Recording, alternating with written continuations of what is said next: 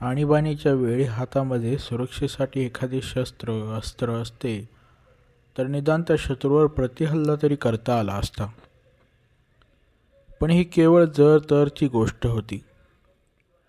वास्तविकतेशी सामना झाल्यावर भ्रमनिरास झाला. कारण तो शत्रू कोणी जिवंत हाडामांसाचा चोर लुटारू नसून चक्क एक भटकता अतृप्त मृत माणसाचा आत्मा होता.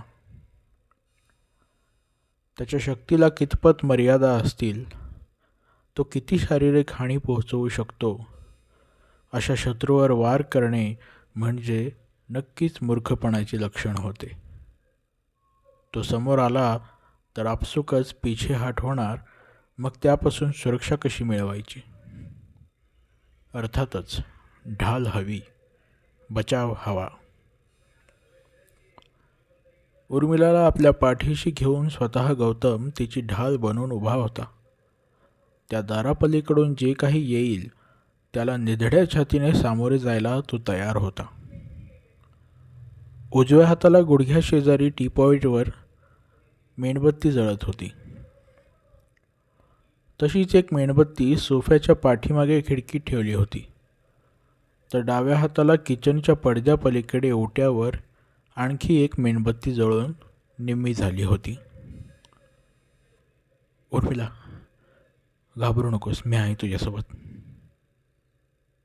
बलदंड, अवजड, भारदस्त ही सगळी विशेषणंसुद्धा त्या कंपन निर्माण करणाऱ्या आवाजाचे वर्णन करायला अपुरी पडतील. काहीतरी अतिशय जड दाराच्या पलीकडच्या जिन्यावरून चालत चालत खाली येत होतं. त्याचे पडणारे प्रत्येक पाऊल किचनमधील भिंतीमध्ये कंप निर्माण करत होतं. जशा भिंती कापत होत्या तसतशी रॅकवर मांडलेली स्टीलची भांडी थर थर हादरत होती. उर्मिला आणि गौतमच्या काळजाचा थरकाप ओढत होता. प्रत्येक हादऱ्याला उर्मिला गौतमचा हात घट्ट आवळून धरत होती. गौतम विस्फारलेल्या डोळ्यांनी किचनकडे नजर लावून होता. भीतीने त्याच्या घशाला कोरड पडली होती. उर्मिलाच्या डोळ्यातून अश्रू वाहत होते. अचानक भिंतीवरील थरथरणाऱ्या भांड्यापैकी एका ताटाने तोल सोडला आणि ते घरंगळत येऊन जमिनीवर थाट दिशी आदळले. उर्मिलाची किंकाळी फुटली. भेदरून दोघांची नजर त्या ताटावर खेळली. ताट जागेवरच गोल गोल फिरले आणि शेवटी पालथे पडले. त्याचा आवाज बंद झाला आणि त्याच क्षणी कट्ट्यावर ठेवलेली स्वयंपाकघरातील मेणबत्ती कोणीतरी फुंकर मारावी तशी झपकन विझली. गौतम! स्वयंपाकघरात काळोखाचे साम्राज्य पसरले. त्याच्या सीमा आता रुंदावत चौकटीच्या दिशेने सरसावत होत्या. हॉलच्या बंद दारापलीकडे जिन्याने चालत येणारे ते जसजसे शेवटच्या पायरीवर पोहोचले तसतशी दाराच्या शेजारच्या भिंतीवर टांगलेल्या फोटो फ्रेमची काच जागेवर तडकली. प्रत्येक क्षणाला जणू मृत्यू जवळ येतोय अशी भीती उरात दाटून येत होती. त्याच्या उपस्थितीचे विष पेशीतून शरीरात भिनत होते. बंद दारापलीकडे येताच त्याची हालचाल थांबल्याची चाहूल लागली. उर्मिला आणि गौतम दोघांच्याही नजरा चुंबकासारख्या समोरच्या दारावर खिळल्या. दाराच्या पलीकडून एक मंद आणि घोगरा चढता आवाज आला. त्या आवाजात अथांग द्वेष, संताप आणि घृणा भरलेली होती. दाराच्या आयताकार चौकटीच्या फटीमधून एक काळसर सावट पाण्यात विरघळणाऱ्या गढूळशाईप्रमाणे भिंतीवर पसरू लागलं. ते काळेभोर जंजाळ आता विस्तारू लागले. त्याच्या दिशाहीन शाखा चहूबाजूनी पसरल्या. छताकडे, जमिनीकडे आणि दोन्ही बाजूच्या भिंतीवर. तेच मायाजाळ जसजसे भिंतीवरील फोटोजवळ आले तशीच ती फ्रेम खिळ्यासकट निखळून जमिनीवर पडली. खळकण काच फुटून तिचे असंख्य तुकडे झाले. हळूहळू ते काळे तंतुमय जंजाळ भिंतीवर सरपटत सोफ्याच्या पाठीमागे खिडक्यांच्या दिशेने आले.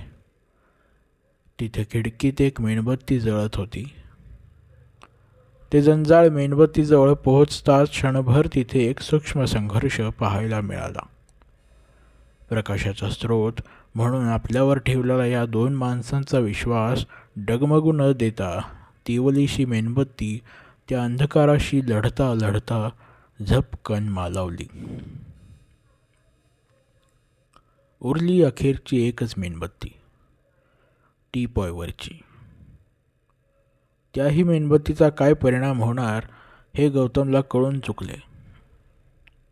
चोहोबाजूनी आपल्याला घेराव घातला जातोय हे दोघांनाही पुरते समजले होते. सोफ्यावरून ते काळेकुट्ट जंजाळ जसजसे टीपॉयच्या दिशेने सरसावले तशी गौतमने चपळाई दाखवली आणि चटकन टेबलवरची ती मेणबत्ती उचलून हातात घेतली. जळत्या अग्निशिखेला साधारण माणूस कितपत सुरक्षा देऊ शकेल, पण ती ओलीशी ज्योत देखील मनाला आधार द्यायला पुरेशी होती. या अंधाराच्या पिशाच्याशी लढण्यासाठी ही ज्योत म्हणजे अग्निशमशेरीची मूठच होती. या अंधारात दार उघडून बाहेर पडण्यात तरी कितीशी सुरक्षा असणार काय सांगावं.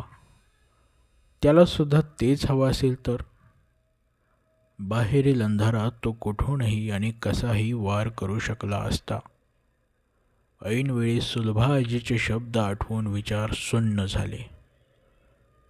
तिने इशारा दिला होता, सावध केलं होतं. आता करावे तरी काय. भीतीने हालचाली गोठल्या होत्या. सभोवताली एखादी रानटी हिंस्र श्वापच जणू वास हुंगत फेऱ्या मारत होतं. जर एकही चुकीचं पाऊल पडलं आणि त्याने संधी हेरली तर त्याच्या क्रूरतेला सीमा नव्हती. त्याचे हेतू दुष्ट होते. भिंतीच्या कोनाड्यात हॉलमधील प्रत्येक फर्निचरवर, प्रत्येक वस्तूवर त्याचे जंजाळ पसरले होते. बघता बघता ते उर्मिला आणि गौतमच्या तळपायाशी सरसावले. दोघांच्याही काळजांची थडथड थांबत नव्हती. भीतीने त्यांना दरदरून घाम फुटला होता. सुरुवातीला जर दारातून बाहेर पडलो असतो तर सुटका झाली असती, पण आता ती संधीही गमावली होती. त्याचा अंश देखील निर्जीव वस्तूमध्ये सामावला होता. जणू आता या निर्जीव वस्तू जिवंत होऊन त्यांच्यावर धावून येतील. जणू संपूर्ण घरच फितूर झाले होते.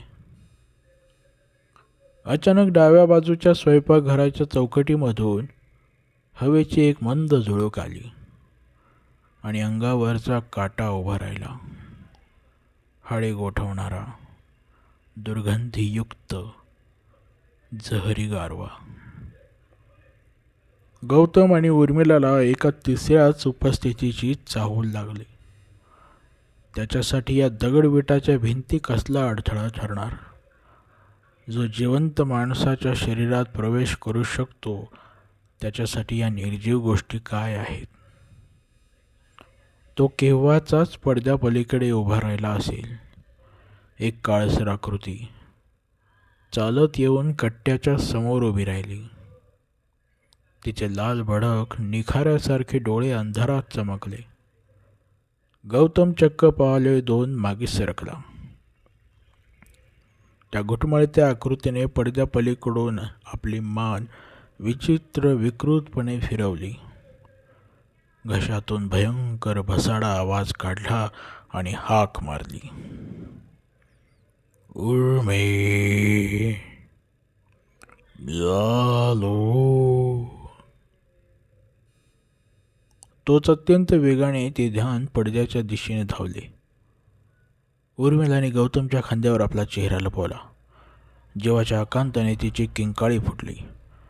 एका हाताने तिला सावरत गौतम 2 पावले मागे सरकला आणि टीपॉयला अडखळला. अगदी त्याच क्षणी ते भयंकर हात पडदा फाडून बाहेर आले ना आले तोच खटकन घरभर सगळेच्या सगळे दिवे एकाच वेळी पेटून उठले.